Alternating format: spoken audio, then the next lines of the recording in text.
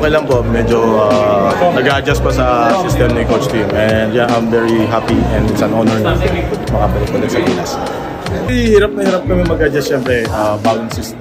And syempre, tinutulungan naman kami ng mga coaching staff, lalo si Coach Tim talagang pinapaliwanag niya na maayos kung paano yung gagawin namin sa loob. And ayun nga, nagtitiwala naman si Coach na makakapag-adjust kami. Nagbubugbugan kami sa PBA, minsan nagkakasama naman kami sa labas. So parang madali na lang yung chemistry. So parang sila Scotty tsaka sila Japet, tinutulungan kami para matutunan yung offense. So,